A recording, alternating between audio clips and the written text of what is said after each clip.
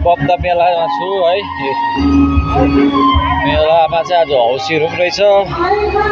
200 रुपियाँ टिकटमा 25,000 रुपियाँ रहेछ। अन्त 2 तारिकसम्म हुने रहेछ मेला चाहिँ।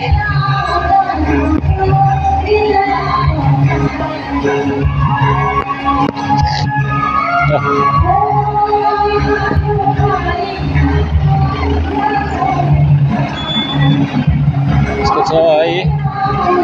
मान्छेहरू बोलाएर थुप्रै छ। अघिसम्म त मान्छे पनि थिएन, अहिले चाहिँ अलिकति भिडभाड भएछ है। अघि त खाली थियो हामी आउँदा, अहिले चाहिँ एकदम मान्छेहरू।